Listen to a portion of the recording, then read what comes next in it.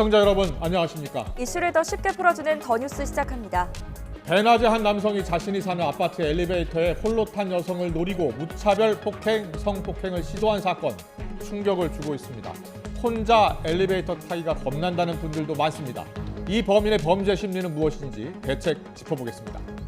세계 평균 기온이 연일 사상 최고치를 기록하면서 지구촌 곳곳이 폭염에 시달리고 있습니다. 올여름 우리나라도 역대급 가마솥 더위가 예상되는데요. 배경과 전망 자세하게 짚어보겠습니다. 먼저 오늘의 주요 뉴스부터 보시겠습니다.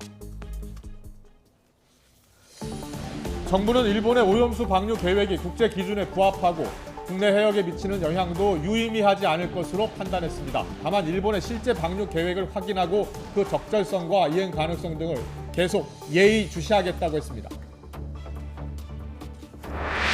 원희룡 국토교통부 장관이 서울 양평고속도로 사업 백지화는 독자적 결정이라고 밝혔지만 여지는 계속되고 있습니다. 민주당은 백지화는 놀부심보라며 원안대로 추진을 주장했고 여당은 재검토 요청 계획은 없다고 맞섰습니다. 교육부가 사교육과 수능 출제 체제 간의 유착이 의심되는 두 건에 대해 수사를 의뢰했습니다. 학원 강사가 수능 출제위원 출신인 교사들에게 문제를 구매했다는 의혹도 접수됐습니다. 경기 의왕시 아파트 엘리베이터에서 성폭행을 목적으로 이웃 주민을 무차별 폭행한 20대 남성이 오늘 구속영장 실질 심사를 받습니다. 서울에서도 최근 비슷한 사건이 있었던 것으로 확인됐는데 도주한 범인은 아직 잡히지 않았습니다. 수출 부진 속에 5월 국제교역의 성적표인 경상수지는 한 달 만에 흑자로 돌아섰습니다. 한국은행은 저점을 지난 것으로 본다며 하반기엔 회복세가 이어질 것으로 내다봤습니다. 삼성전자가 1년 전보다 96% 줄어든 6천억 원의 영업이익을 기록하며 1분기에 이어 2분기에도 최악의 성적표를 받아들었습니다. 반도체 한파에 스마트폰 부진까지 겹친 여파로 풀이됩니다. 일본 후쿠시마 원전 오염수 방류 계획의 안전성을 검토해온 정부가 계획이 국제 기준에 부합하고 국내 해역에 미치는 영향도 유의미하지 않을 것이라는 분석 결과를 발표했습니다. 다만 일본의 현재 계획이 그대로 지켜질 경우를 가정한 것이라면서 향후 계획 수정과 이행 가능성 등을 종합적으로 확인하겠다고 했는데요. 취재기자 연결해 들어보겠습니다. 박광열 기자. 네, 정치부입니다. 네. 얼마 전에 IAEA가 보고서를 발표했고요. 정부도 자체 조사 결과를 발표했습니다. 어떤 내용이었습니까? 네, 정부는 후쿠시마 오염수 처리 계획 검토 결과에 대한 브리핑을 오늘 오전 진행했습니다. 이 오염수 방류가 국제 원자력 기구 IAEA를 포함한 국제 기준에 부합하다는 결론을 내렸는데요. 처리된 오염수를 통해서 배출되는 핵종과 삼중수소 등 방사성 물질의 양이 국제 해양 배출 기준 이하라고 밝힌 겁니다. 앞서 정부는 지난 2021년 8월부터 원자력안전위원회와 한국원자력안전기술원 등을 중심으로 오염수 방류 계획을 검증해 왔습니다. 이번 검증 결과에는 지난 5월 후쿠시마 시찰단 활동을 통해 확보한 이 미가공 자료 분석 결과와 IAEA 최종 보고서에 대한 평가 등이 담겼는데요. 정부는 오염수 내 방사성 물질을 걸러주는 이 다핵종 제거 설비인 알프스의 성능이 안정화되면서 지난 2019년 중반 이후 이 핵종별로 배출 기준 이내로 정화되는 걸 확인했다고 밝혔습니다. 또 알프스가 제거하지 못하는 이 삼중수소에 대해서도 해수로 충분히 희석해 배출 목표치 이하 농도 유지가 가능함을 확인했다고도 전했습니다. 여기에 오염수 방류 계획이 우리 바다에 미칠 영향 역시 유의미하지 않을 거라고 언급했는데요. 이 방출된 오염수가 태평양을 크게 돌면서 이 바닷물에 희석된 채 4에서 5년 뒤부터 우리 관할 해역에 유입될 것으로 보인다며 10년 뒤 제주도 남동쪽 해안 기준으로 봤을 때 극히 미미한 양이 도달할 것으로 전망했습니다. 들어보시죠. 삼중수소 등 방사능의 영향은 국내 해역 평균 농도의 10만 분의 1 수준, 10만 분의 1 미만으로서 과학적으로는 유의미하지 않은 것으로 예측하였습니다. 후속 대책 관련해서 정부 입장도 나왔죠? 네, 그렇습니다. 정부는 오늘 발표에서 도쿄전력의 오염수 처리 계획이 계획대로 지켜질 경우라는 단서를 달았습니다. 지금은 계획을 바탕으로 적절성을 검증한 것이고 결국 최종 방류 계획이 중요하다며 그 변동 여부에 따라서 추가적인 검토가 필요하다는 점을 언급한 겁니다. 들어보시죠. 향후 일본이 최종적인 방류 계획을 어떤 내용으로 확정하는지 확인하고 그 계획의 적절성과 이행 가능성 등을 확인해야 최종적인 판단을 할 수 있을 것입니다. 네, 이와 함께 정부는 알프스 필터 점검 주기 단축과 이 측정 핵종 추가, 또 실제 배출이 이뤄진 뒤 이 주민 피폭선량 평가 내용 공개와 같은 일본에 대한 제언 내용을 보고서에 담기도 했는데요. 오염수 배출이 기준치 아래로 유지되는지 확인을 위해서 일본의 단계별 측정값 등 이 데이터를 지속 점검하고 이상 상황이 발생했을 경우 일본 측과 신속한 상황 공유 체계를 마련하겠다고도 강조했습니다. 또 시행 중인 해양 방사능 감시 지점을 200개소로 늘리고 시료 분석과 같은 IAEA 검증 과정에도 꾸준히 참여하겠다고 덧붙였습니다. 동시에 후쿠시마산 수산물 수입 규제 조치는 모든 국민이 안심할 때까지 유지하겠다며 오염수 방류의 안전성과 수산물 수입 규제는 별개의 문제라는 점을 재차 언급하기도 했습니다. 지금까지 정치부에서 YTN 박광렬입니다. 일본 원전 오염수 해양 방류 계획이 국제 기준에 부합한다는 결론을 낸 국제원자력기구 IAEA의 라파엘 그로시 사무총장이 오늘 방일 일정을 모두 마무리한 뒤에 한국을 방문합니다. 우리 정부가 오늘 발표한 오염수 방류 설비에 대한 자체 조사 결과와 관련해서 일본 정부는 우선 내용을 자세히 살펴보겠다는 입장을 냈습니다. 현지 취재기자 연결해서 알아보겠습니다. 김태원 특파원. 네, 일본 후쿠시마입니다. 그로시 사무총장이 오늘 저녁에 한국을 방문하는데요. 지금은 기자회견 중입니까? 네, IAEA 라파엘 그로시 사무총장은 지난 3박 4일 동안의 방일 일정을 모두 마무리했습니다. 그로시 사무총장은 앞선 오전엔 현지 기업 관계자들과 간담회를 가진 데 이어서 조금 전부터 방일 일정을 마무리하는 기자회견을 열고 있습니다. 구체적인 내용은 아직 전해지지 않았는데요. 일본 방류 계획의 안전성을 거듭 강조할 것으로 보입니다. 앞서 오늘 로이터 통신과의 인터뷰에선 IAEA 최종 보고서 내용과 관련해 조사에 참여한 일부 전문가가 우려를 표시했다는 걸 들었다면서도 보고서는 과학적으로 결점이 없었다고 강조했습니다. 그로시 사무총장은 오늘 저녁 도쿄를 떠나 곧바로 우리나라로 이동해 오는 9일까지 2박 3일 동안 방한 일정을 이어갑니다. 후쿠시마 오염수 한국정부 시찰단장이었던 유국희 원자력 안전위원장과 면담한 뒤 박진 외교부 장관도 만날 예정인데요. 그로시 사무총장은 앞서 지난 4일 일본의 후쿠시마 제1원전 오염수 방류 계획이 국제안전기준에 부합한다는 최종 보고서를 발표한 데 이어서 이튿날엔 후쿠시마 현지를 찾아 지자체와 어민단체 관계자를 만나서 IAEA가 방류가 완전하게 마무리될 때까지 감시와 관찰을 이어가겠다고 강조해왔습니다. 방일 이후 곧바로 이루어지는 이번 방안은 IAEA 최종 보고서 내용을 주변국이자 오염수 방류에 대한 주요 이해 당사국인 우리 정부에 설명하기 위한 것으로 보입니다. 일본이 오염수 방류를 위한 절차는 거의 마무리한 만큼 이제는 여론전 강화에 초점을 맞추고 있다고요? 네, 일본 원자력규제위원회는 오늘 후쿠시마 원전 운영사 도쿄전략에게 오염수 방출 최종 설비 검사에 문제가 없다면서 검사 종료증을 발급했습니다. 필요한 사전 절차를 모두 거친 만큼 언제든 오염수를 방류할 수 있다는 것을 의미합니다. 일본 정부는 올여름 오염수를 방류하겠다고 거듭 밝혀온 만큼 당장 다음 달부터 방류가 이뤄질 거란 전망까지 나오고 있습니다. 일본 정부는 이에 대해 자세한 언급은 피했지만 부인은 하지 않고 있는데요. 국내외 반대 여론을 지켜보면서 구체적인 방류 시기를 조율하는 것으로 보입니다. 우리 정부는 오늘 오염수 방류 계획이 국제 기준에 부합하고 인체에 미치는 영향이 무의미하다는 자체 조사 결과를 발표하면서 일본 주장에 힘을 실어줬는데요. 다만 원전 사고를 계기로 지난 2013년에 도입한 일본 8개 현에 대한 수산물 금수 조치는 국민 불안이 해소될 때까지 풀지 않을 것이라면서 선을 그은 상황입니다. 이에 대해 하야시 요시마사 일본 외무상은 오늘 정례 기자회견에서 우선 보고서 내용을 자세히 살펴보겠다고 밝혔습니다. 또 한국이 이미 국장급 설명회와 원전 시찰을 통해 오염수의 안전성에 대해 과학적 근거를 제공했고 앞으로도 IAEA 보고서를 토대로 한국 측의 이해를 구하겠다고 강조했습니다.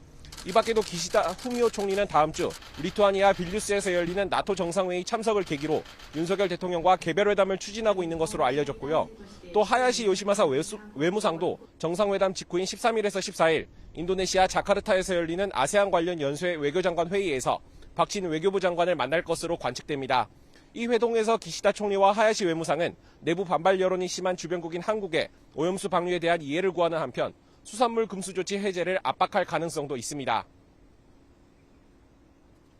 네, 들어보면 일본 정부가 여러 가지로 여론전에 힘을 쏟는 모양새긴 한데요. 지금 상황은 녹록치가 않죠?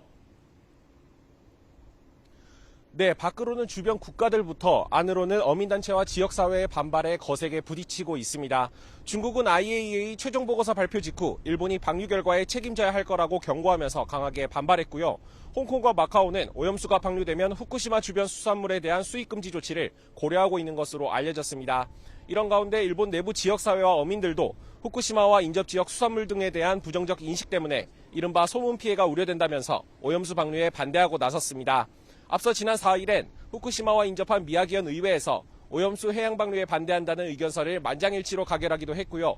지난달 말 후쿠시마 어민단체는 오염수 해양 방류에 반대한다는 특별 결의를 채택하기도 했습니다. 일본 정부가 이번 그로시 사무총장 방해를 계기로 방류에 대한 정당성을 확보하는 한편 국내외 반발 여론을 잠재우는 건 여전히 숙제로 남게 됐습니다. 지금까지 일본 후쿠시마에서 YTN 김태원입니다. 라파엘 그로시 국제원자력기구 IAEA 사무총장이 오늘부터 2박 3일의 일정으로 한국을 방문합니다. 이런 가운데 여야는 일본 후쿠시마 오염수 방류를 둘러싼 공방 수위를 높이고 있습니다. 또 서울 양평고속도로 전면 백지화 결정을 놓고도 여야의 신경전이 팽팽합니다. 국회 연결해서 자세한 이야기 들어보겠습니다. 조성호 기자. 네, 국회입니다. 네, 오늘 오후에 그로시 총장이 방한합니다. IAEA 보고서를 둘러싼 공방은 계속되겠군요. 네, 일단 먼저 국민의힘 윤재욱 원내대표는 원내 대책회의에서 민주당이 오염수 방류에 반대하며 라파엘 그로시 IAEA 사무총장에게 공개 토론을 요청하고 유엔 인권위원회에 일본 제소를 검토하는 걸 거론하면서 아무 말 대잔치라고 비판했습니다. 어제 야3당이 일본 3인당 의원을 초청한 것에 대해선 극소수 정당을 끌어들여 방류 반대가 일본 다수 여론인 것처럼 선동하는 건 또 하나의 외교 망신, IAEA 불신 조장이라고 깎아내렸습니다. 들어보시죠. 과학적 사실이 밝혀짐에 따라 궁지에 몰리자 대한민국이 국제사회의 웃음거리가 되든 말든 영끌 선동을 통해 그 궁지를 빠져나가려는 출구 전략으로 보입니다. 민주당은 IAEA 최종 보고서의 문제점을 지적하는 데 주력하고 있습니다. 박광온 원내대표는 IAEA가 오염수 방류 결과에 책임지지 않는다는 취지의 보고서 내용을 언급하면서 IAEA 총장을 향해 누가 책임을 진다는 건지 답하라고 물었습니다. 다음 주 나토 정상회의에 참석하는 윤석열 대통령을 향해선 한일 정상회담이 열리면 오염수 방류 반대 입장을 분명히 밝히고 국제해양법재판소 제소 등에 나설 걸 요구했습니다. 박광온 원내대표 발언입니다. 일본 편이 아닌 우리 국민의 편에 서기 바랍니다. 후쿠시마 핵물질 오염수의 해양 투기에 반대한다는 점을 분명히 밝히고 해양 투기 반대를 일본 총리 앞에서 단호하게 선언하기 바랍니다. 네, 다른 주제로 넘어가 보겠습니다. 원희룡 장관의 서울 양평고속도로 사업 백지화를 놓고도 지금 정치권에서 논란이 이어지고 있다고요? 네, 원희룡 국토교통부 장관은 CBS 라디오 인터뷰에서 서울 양평고속도로 백지화 결정은 자신의 독자적인 결정이었다고 밝혔습니다. 민주당이 타협의 뜻이 있는 게 아니고 임기 끝까지 물고 들어가려는 모습에 어쩔 수 없었다며 김건희 여사 일가에 대한 특혜라는 건 거짓말 선동 프레임이라고 강조했습니다. 원 장관 얘기 들어보시죠. 이 논의를 영원히 안 하겠다는 건 아니에요. 우리 김건희 여사가 거론될 필요가 없는 그 시점에 가서 서로 홀가분하게 깔끔하게 하자라는 거예요. 국민의힘 박대출 정책위 의장은 아침 회의에서 민주당이 잊을만 하면 김 여사 관련 의혹 제기를 터뜨리는 수준 이하의 정치를 또 한 번 노출했다고 비판했습니다. 그러면서 사업 중단 책임은 민주당에 있다며 무책임한 의혹 제기와 가짜뉴스 공장 가동을 중단하라고 촉구했습니다. 들어보시겠습니다. 민주당이 내막을 모르지 않을 터인데 대통령 부인을 걸고 넘어지는 것은 정치적이고 정략적인 목적이 다분합니다. 민주당의 아니면 말고식 의혹 제기로 최대 피해는 양평 군민들이 보게 됐습니다. 민주당 이재명 대표는 양평고속도로 종점 이전과 관련해 김 여사 일가의 특혜 의혹이 커지니까 장관이 갑자기 사업 백지화를 선언해 양평 국민을 볼모로 삼았다고 비판했습니다. 수년간 논의하고 수조 원이 투입된 국책사업은 장관이 정치 생명 운운하면서 즉흥적으로 백지화할 수 있는 일이 아니라며 결정을 철회하라고 질타했습니다. 이 대표 얘기 들어보시죠. 이게 놀부심보도 아니고 참 기가 막힙니다. 내가 못 먹으니까 부셔버리겠다 그런 것입니까? 시기마저 느껴지는 장관의 백지화 선언이 바로 백지화돼야 됩니다. 네, 지금 국회에서는 문화체육관광위원회 전체 회의가 열리고 있습니다. 이번에 문체부 2차 방안으로 발탁된 역도 영웅 장미란 차관이 참석했다고요? 네, 역도 영웅 장미란 신임 문화체육관광부 2차관이 국회에 처음으로 출석했습니다.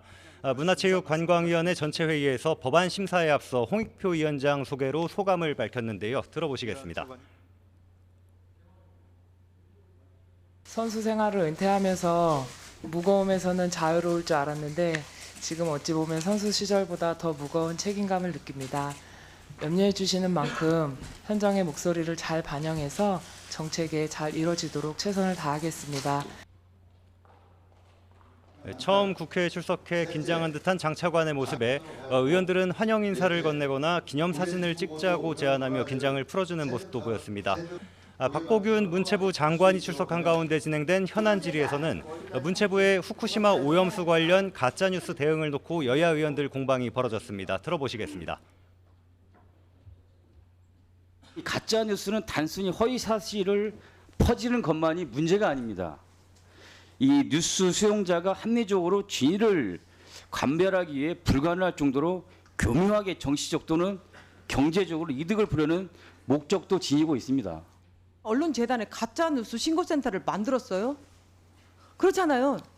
올 4월에 만들었죠. 그런데 그것도 부족해서 문체부가 직접 나서서 후쿠시마 오염수 가짜 뉴스 전문가 대응팀을 만들었어요. 이 부분에 있어서 이해를 못하겠습니다. 회의에서는 윤석열 대통령이 유인촌 전 장관을 문화체육특보로 임명한 것이 박보균 장관을 신뢰하지 않아서 아니냐는 민주당 임종성 의원의 지적이 나오기도 했는데 박 장관은 전혀 동의할 수 없다고 답했습니다. 지금까지 국회에서 YTN 조성호입니다. YTN 김영수입니다.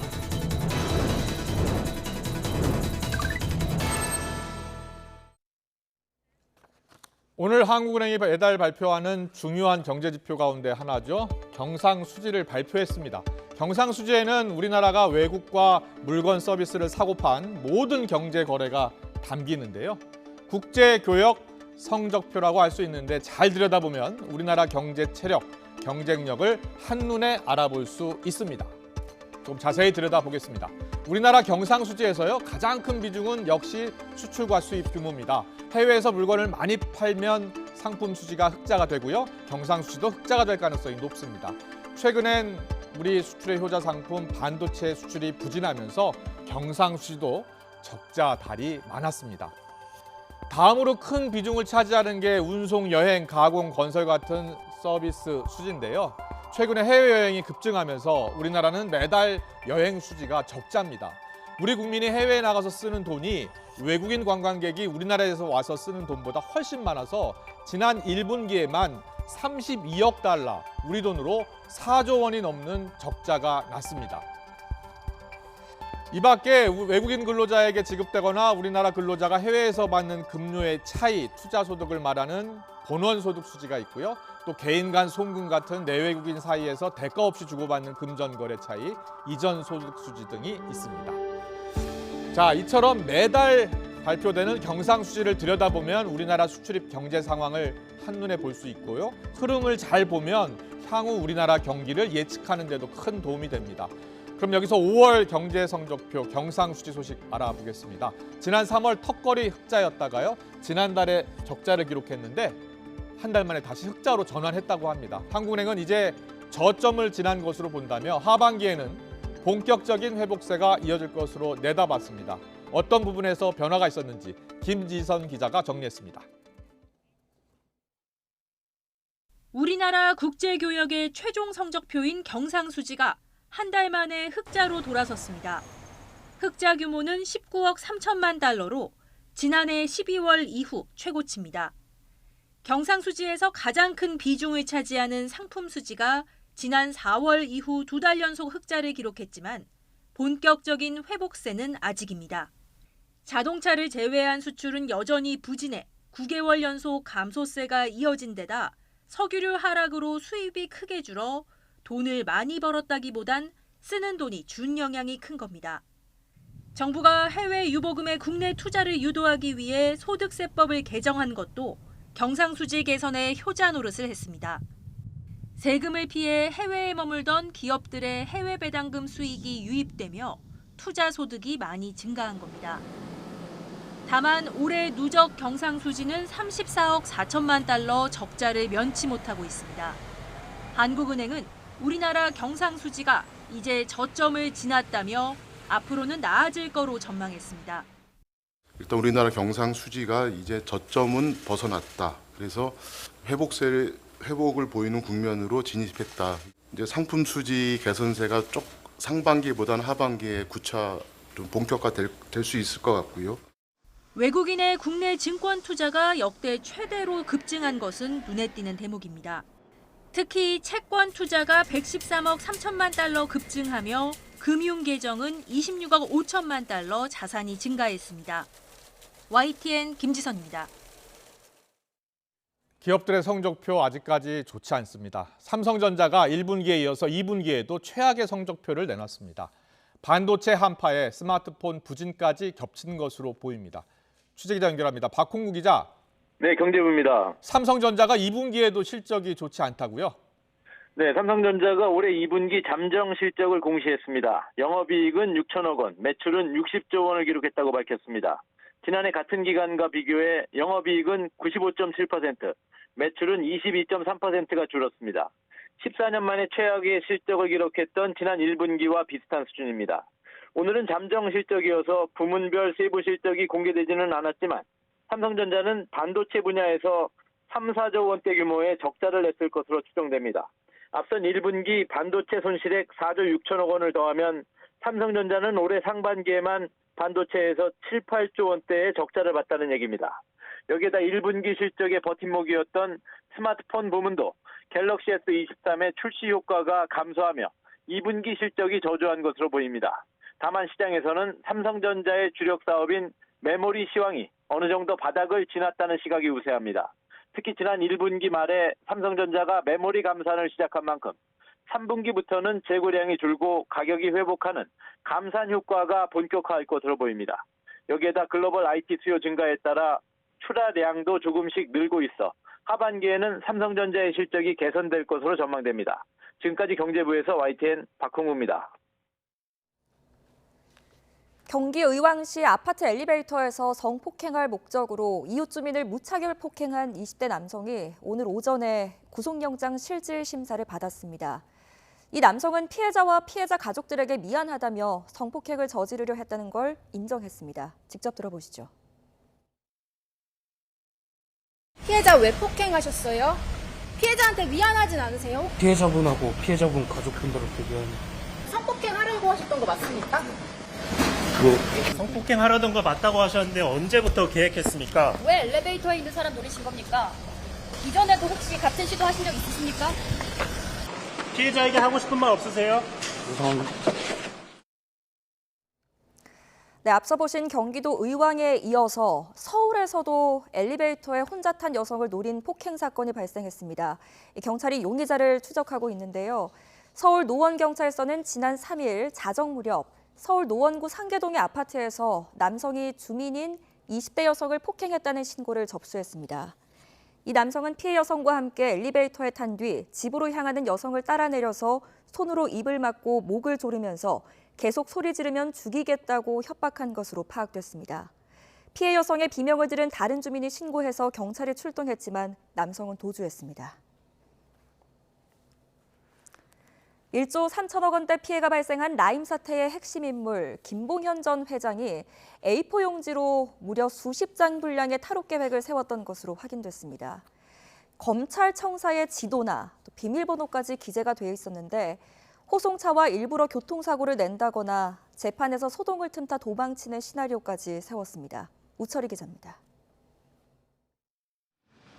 지난 2019년과 지난해 11월 이미 도주 전력이 있는 라임 사태의 핵심 김봉현 전 스타모빌리티 회장의 구치소 탈옥 계획이 구체적으로 드러났습니다. 검찰은 김 전 회장이 치밀하게 탈옥 계획을 적어둔 A4 용지 27장 분량의 문건을 확보했습니다. 김 전 회장이 법원이나 검찰청에 갈 때마다 통로와 구조를 기억해 그림으로 적어뒀고 일부 출입문에 비밀번호까지도 기재했습니다.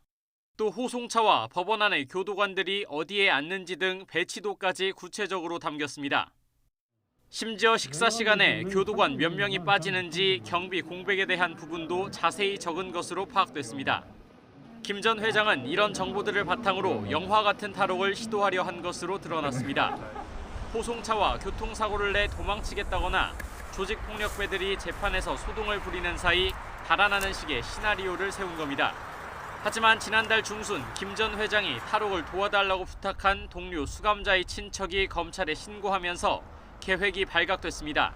이 과정에서 김 전 회장의 누나는 수감자의 친척에게 착수금 명목으로 1,000만 원을 주는 등 동생의 탈옥을 도우려 한 것으로 드러나 법원에서 구속영장 실질 심사를 받았습니다.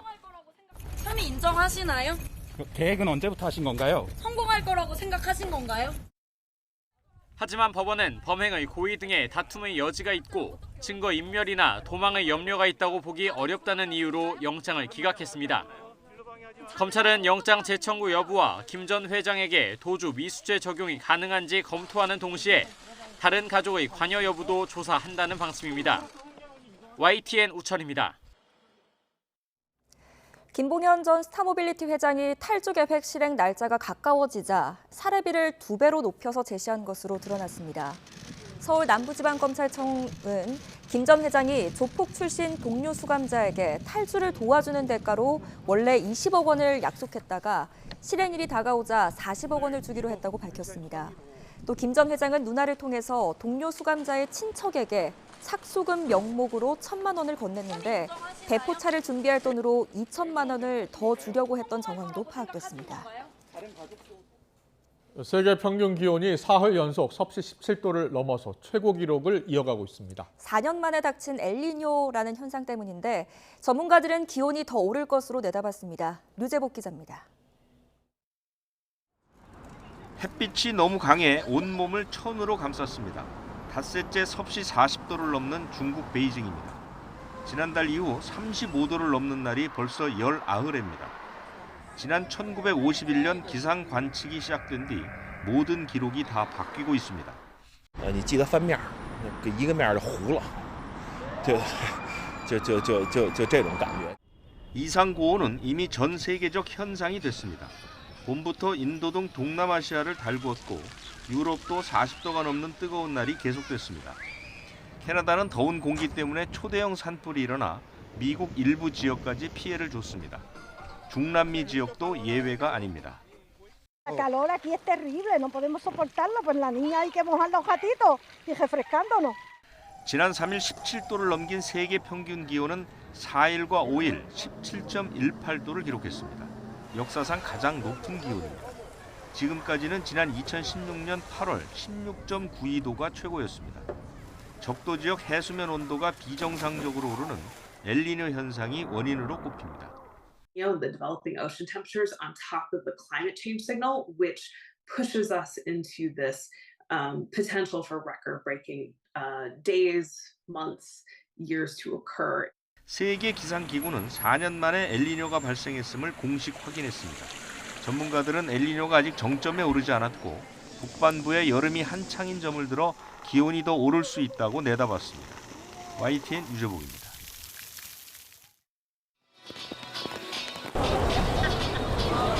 이랬다가 저랬다가 왔다 나갔다가 걸어봤다 참만큼 참았어 갈 때까지 갔어 해줬어.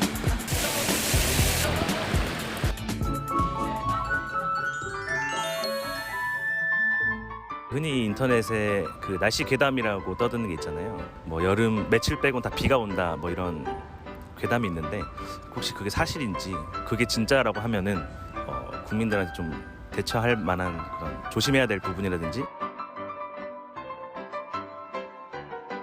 올해 장마가 좀 늦게 온 편인 거죠. 언제 끝나는지 궁금해요.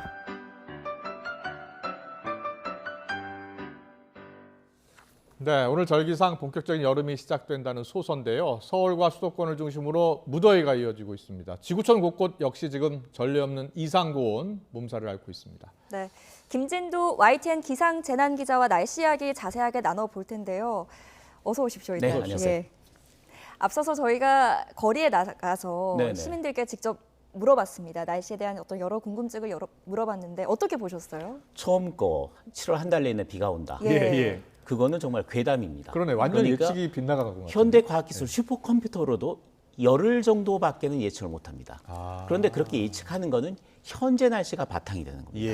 현재 기상 정보로 모델을 돌려서 열흘 정도까지는 어느 정도 맞춘다라고 이야기를 하는데 네. 그 이유는 과학의 영역을 벗어난 겁니다. 그렇군요. 그러니까 이런 예보를 냈다라는 그 앱 자체가 기본적으로 머신러닝, 그러니까 AI를 이용해서 뭔가 했다라는, 학습을 시켜서 했다라는 건데 아직까지 믿을 정도 수준까지 정확도가 올라오진 않았고요. 그렇군요. 장마 언제 끝나느냐? 예.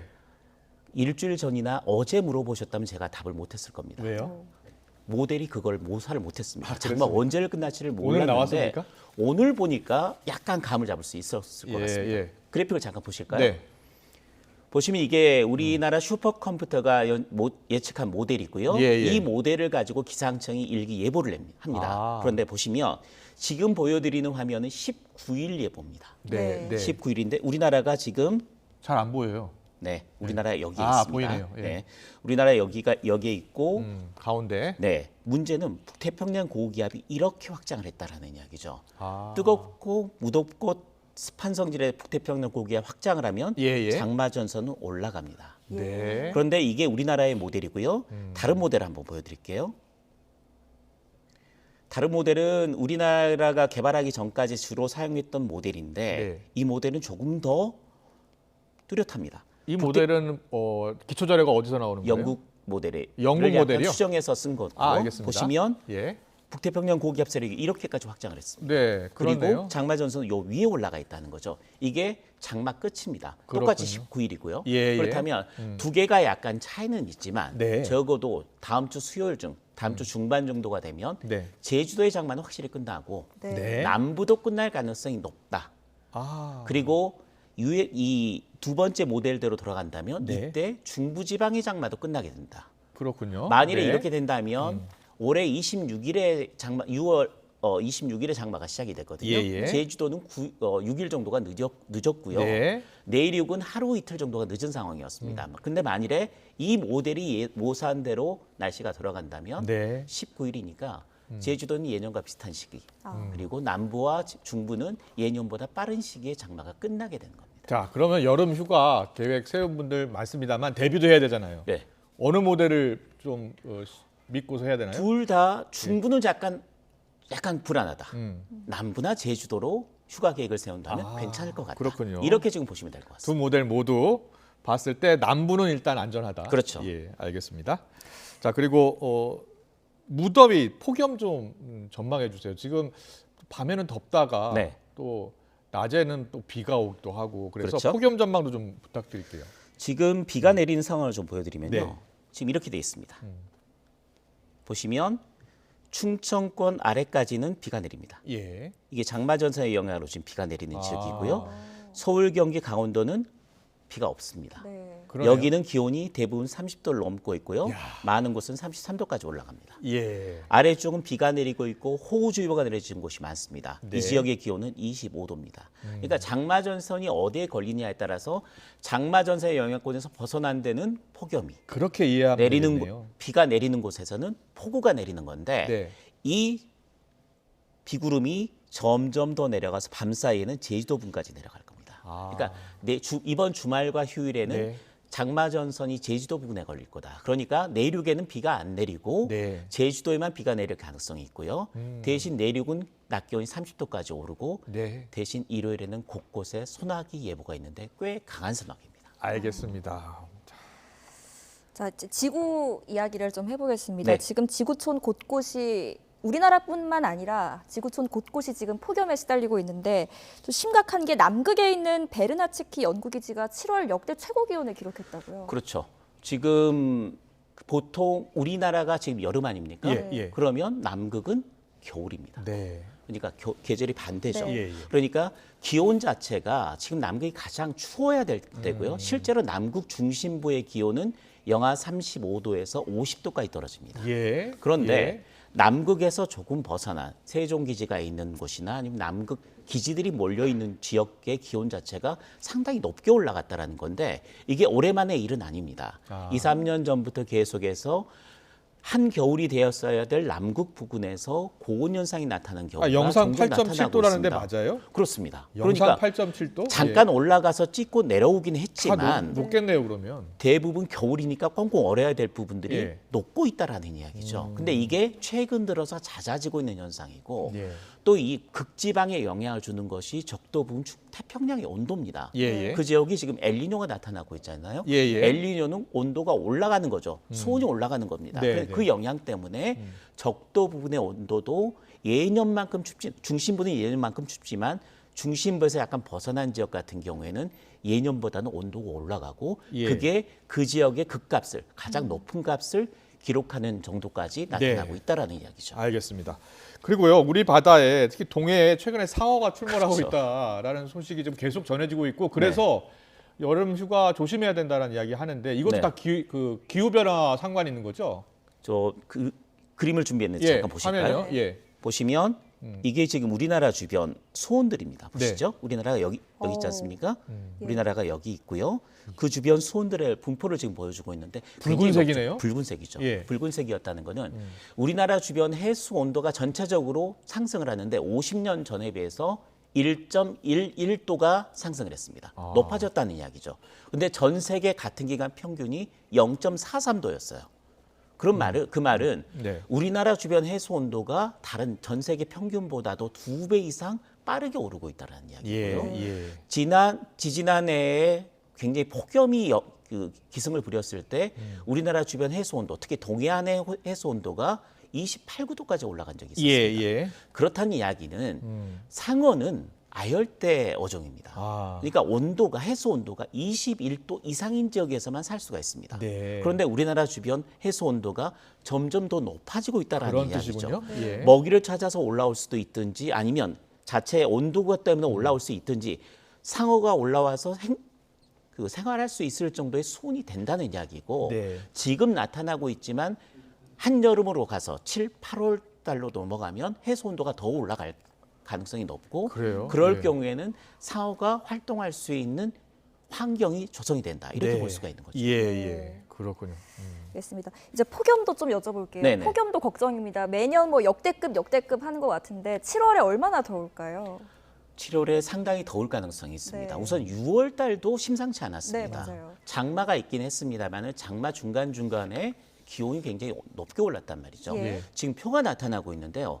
역대 가장 더웠던 해가 언제로 기억하십니까? 2018년도였습니다. 2018년도가 역대 기상 관측사상 가장 더웠던 때고요. 그에 못지않게 더웠던 때가 1994년 그때 늦가을까지 초가을까지 굉장히 더웠었죠. 2016년, 2018년까지 이렇게 순서대로 되어 있고 그 중에서 가장 더웠던 해는 2018년도였습니다. 그런데 올해 제일 위에 있는 데를 보시면 폭염 일수와 열대야 일수가 가장 더웠던 해인 2018년보다도 많습니다. 더 더웠다는 이야기죠. 그러니까 7월은 아직까지 우리가 일주일 정도밖에 지나지 않았기 때문에 앞으로 더 숫자가 더 카운트가 되겠지만 6월만으로 놓고 봤을 때는 역대 가장 더웠다고 하는 해들보다도 오히려 더 더웠다는 이야기죠. 또 더울 뿐만 아니라 집중호우도 많았고요. 또 번개가 치는 현상도 역대 가장 많이 나타난 게 6월이었습니다. 그 말은 온도도 높았고 집중호우도 잦았으며 번개도 많이 쳤다는 거죠. 그럼 7월은 어떻게 될 것이냐. 엘니뇨가 지금 나타나고 있고 점차 강해지고 있는 추세로 가기 때문에 그 영향을 우리나라도 받을 겁니다. 그런데 문제는 어느 정도 더울 거냐? 2018년 역대 최악 정도로 갈 것이냐? 예. 아니면 그보다 좀 덜하지만 예년보다는 더울 것이냐인데 기상청은 현재 예년보다는 조금 더울 것이다. 최악은 아니다. 6월만 보면 7월도 심상치 않긴 하지만 비가 많이 온다는 겁니다. 비가 많이 오면 어쨌든 기온은 떨어지기 때문에 그렇군요. 지금도 저기압이 우리나라 분으로 오는 그 형태를 모사를 해놓은 건데요. 비가 자주 내리면 온도는 떨어지게 되거든요. 그러니까 잦은 집중호우가 온도를 조금 낮춰서 역대 최악까지 발전하지는 않을 것이다. 그게 기상청의 현재 예측입니다. 알겠습니다. 7월 폭염 알아봤고요. 보통 이제 8월은 15일 정도 지나면 폭염이 한풀 꺾이잖아요. 그렇죠. 올해도 마찬가지일까요?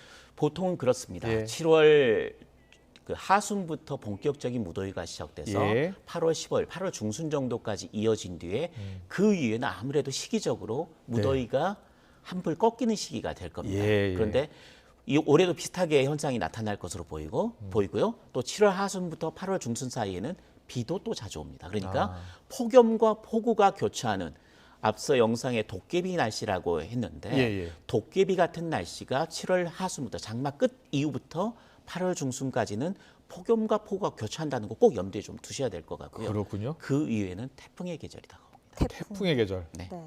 짧게 좀 전망을 해주실 수 있을까요? 태풍은 보통 더위가 한풀 꺾일 때, 그러니까 고기압이 수축할 때 보통 우리나라 쪽으로 많이 오고, 보통은 8월 중순 이후부터 9월 초까지가 보통 많이 나타나는 시기인데요. 그때는 고기압의 가장자리가 한반도로 태풍이 올라올 수 있는 길을 열어준다고 합니다. 그때쯤으로 지금 생각을 하고 있는데 올해도 예년만큼, 예년 정도 수준 한 2개 정도가 우리나라 근처까지 올라올 것이다. 그런데 문제는 엘니뇨가 발생하는 해에는 우리나라 주변에 영향을 주는 태풍의 수는 큰 차이가 없지만 강도가 차이가 있습니다. 알겠습니다. 굉장히 강한 태풍이 올라올 수 있다는 거 염두에 두십니다. 네, 올 여름 날씨 전망 좀 해봤고요. 7월 여름 휴가 계획 세우신 분들은 김진두 기자가 예측한 것처럼 남부지방으로 가는 게 좋겠다라는 이야기 주셨습니다. 여기까지 듣겠습니다. 김진두 YTN 기상재난 기자와 함께했습니다. 잘 들었습니다. 잘 들었습니다.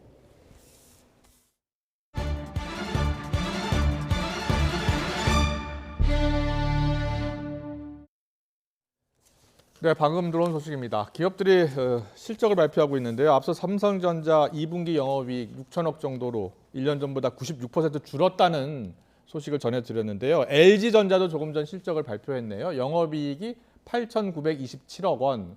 LG전자는 지난해 같은 기간보다 12.7% 증가했다고요? 네, 다시 한번 전해드리겠습니다. LG전자가 올해 2분기 영업이익을 발표했습니다. 8,927억 원으로 발표를 했고요. 지난해 같은 기간보다 12.7% 증가한 수치입니다. 네, 매출은 20조 원, 역시 매출도 2.7% 정도 증가했다는 소식이고요. 자세한 소식은 이어지는 뉴스 시간에 전해드리겠습니다. 네. 러시아 국영방송이 반란을 시도했던 프리고진의 사무실 압수수색 모습을 방송하면서 범죄자 이미지를 부각했습니다. 푸틴 대통령이 기소하지 않겠다고 공표한 것과는 달리 반란을 처벌하기 위한 사전 작업에 들어간 거 아니냐, 이런 전망들이 나옵니다. 조용성 기자입니다. 소총을 든 경찰 특공대가 프리고진의 집과 사무실에 들이닥칩니다. 달러 다발과 금괴, 숨긴 총기가 보이고 여러 이름으로 된 여권도 나옵니다. 뉴스 진행자인 연방 하원 의원은 프리고진을 반역자라고 부르는가 하면 영상을 단독 입수한 기자는 범죄 전력과 위선을 입증할 증거라고 몰아세웁니다. 하지만 처벌하지 않기로 했던 크렘린궁은 정작 프리고진이 어디 있는지도 모른다며 관심 없다는 표정입니다. Мы не следим за его перемещениями, не имеем ни возможности, ни желания этого делать. 프리고진이 모스크바 진격을 물리도록 중재했던 루카셴코 벨라루스 대통령도 푸틴 대통령이 보복하지는 않을 것이라며 신뢰를 보였습니다. Он на свободе. Что с ним будет дальше? Ну, всякое в жизни бывает. Но если вы думаете, что Путин вот такой зловредный и злопамятный, он его завтра замочит где-то, говоря русским языком, нет, этого не будет. 하지만 우크라이나 당국은 프리고진 암살 지시가 있었다고 주장했고 서방 언론도 최대 위협으로 꼽히는 반란을 푸틴이 그냥 넘어가지 않으리라고 보고 있습니다. 이런 분위기 속에 언론을 통해 프리고진의 범죄성을 부각한 것은 반역자 사냥을 위한 분위기 조성을 시작한 것 아니냐는 분석이 나옵니다. YTN 조용성입니다. 이 시각 간추린 뉴스입니다. 건물관리단이 관리비를 추가로 요구하고 주차장 입구에 차단기를 설치한 데 항의한다면서 상가 건물 주차장 입구를 일주일 동안 차량으로 막아두었던 임차인이 검찰 조사를 받게 됐습니다. 인천 논현경찰서는 지난달 22일부터 일주일 동안 논현동 건물 지하 주차장 입구를 자신의 차로 막아서 다른 차들의 통행을 방해한 혐의로 40대 임차인 A씨를 검찰에 송치했습니다. 광주경찰청은 지난 2018년 태어난 지 6일 된 영아가 숨지자 출생신고 없이 종량제 봉투에 넣어 수거함에 버린 30대 친모를 긴급 체포했습니다. 스트레스를 이유로 지난해 4월 제주시 애월읍 공터에서 반려견인 푸드를 산채로 땅에 묻은 혐의를 받는 견주에 1년 6개월의 징역형이 구형됐습니다. 한상혁 전 방송통신위원장의 면직 처분 효력 정지 여부를 놓고 오는 13일 두 번째 법적 공방이 서울 고등법원에서 이어질 예정입니다. 법률 서비스 플랫폼 로톡 가입 변호사를 징계한 대한변호사협회의 처분이 정당했는지에 대한 법무부의 판단이 오는 20일 나옵니다. 멕시코 같은 중남미나 아프리카 등에 서식하는 모래파리에 물려 감염되며 수포와 궤양 증상 등 장기간 피부 병변을 일으키는 리슈만 편모충 감염자가 국내에서 2년 만에 발생했습니다. 김주현 금융위원장은 새마을금고 인출 우려와 관련해 모든 정책 수단을 활용해서 이용자들의 재산상의 손실이 결코 발생하지 않도록 할 것이라고 공언했습니다. 기획재정부가 산업 현장의 인력난을 해소하기 위해 건설과 수산해운 등 4개 업종에 대한 맞춤형 지원 과제 등을 포함한 긴 일자리 해소 방안을 마련해서 다음 주에 발표합니다. 농림축산식품부는 어제 서울 서초구 한국사료협회에서 배합사료 제조업체 8곳과 간담회를 열어 곡물 가격 하락분을 배합사료 가격에 조기에 반영해달라고 요청했습니다. 네, 장마 전선 영향으로 남부지방에는 다시 강한 비가 내리고 있습니다. 비가 내리지 않는 곳에는 무더위가 기승입니다. 오늘 YTN 중계차가 특별한 장소에 나가 있다고 합니다. 윤수빈 캐스터. 네, 윤수빈입니다. 네, 지금 뒤에 연꽃이 보이는 것 같은데 나와 있는 곳이 어디입니까? 네, 저는 지금 전주 덕진공원에 나와 있습니다. 보통 전주하면 비빔밥이나 한옥을 먼저 떠올리시는데요. 이에 못지않게 덕진공원의 연분홍빛 연꽃도 무척 아름답다고 합니다. 다음 주에는 연꽃이 만발하면서 지역 축제도 열린다고 하는데요. 전주 시장님 모시고 이야기 나눠보도록 하겠습니다. 시장님 안녕하세요. 네, 반갑습니다. 네, 보통 여름에 여기저기에서 연꽃이 많이 피잖아요. 전주 덕진공원 연꽃만의 특별한 매력이 있나요? 예, 전주 덕진공원 연꽃은 1974년에 식재한 홍련으로 진한 연분홍빛과 함께 사람 얼굴만한 크기로 아주 유명합니다. 지금처럼 연꽃이 만개했을 때 수많은 관광객과 사진 작가들이 찾아오는 전주의 명소입니다. 네, 그리고 다음 달 8월을 국가관광 거점 도시인 전주로 여행 가는 달이라고 정하셨다고 들었는데요. 전주로 여행 오면 특별히 즐길 수 있는 것들이 있나요? 전주의 8월은 전주 가맥축제 등 각종 축제와 함께 황손과 함께하는 역사 이야기, 그리고 판소리 명창과 동행하는 소리 여행, 아울러서 명품 해설이 따르는 한옥마을 야간 투어 등 볼거리, 즐길거리가 가득합니다. 지금 바로 8월에 전주 여행을 준비하십시오. 네, 시장님 오늘 말씀 감사합니다. 네, 고맙습니다. 2023 전주 연꽃문화축제는 다음 주 주말과 휴일 이틀간 진행됩니다. 전통 악기 공연과 음식 체험 등 다양한 즐길거리가 마련될 예정이고요. 연꽃 가죽공예, 연꽃 모양을 활용한 체험 부스들도 운영된다고 합니다. 이곳의 연꽃은 8월까지 볼 수 있다고 하니까요. 국가관광 거점 도시 전주로 여름 휴가 여행 떠나보시는 건 어떨까요? 충청 이남지방은 장마 전선의 영향으로 비가 내리고 있습니다. 특히 호남 지방에는 시간당 20에서 30mm의 장대비가 집중되면서 대부분 지역에 호우주의보가 내려졌는데요. 오늘 밤까지 시간당 30에서 60mm의 국지성 호우가 쏟아질 수 있어 주의가 필요합니다. 내일까지 호남과 경남 해안, 경북 남부 동해안과 지리산 부근, 제주도의 많게는 150mm 이상, 그 밖에 남부지방으로는 최고 100mm의 큰 비가 내릴 것으로 보이니까요. 집중 호우로 인한 피해가 발생하지 않도록 각별히 유의하시기 바랍니다. 충청 이남지방의 장맛비는 주말인 내일 오전이면 대부분 그치겠지만 남해안과 제주도는 모레 아침까지 이어지겠고요. 휴일에는 내륙 곳곳에 요란한 소나기가 지날 전망입니다.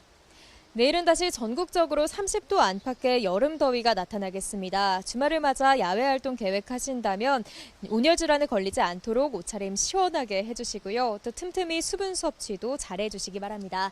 지금까지 전주 덕진공원에서 YTN 윤수빈입니다.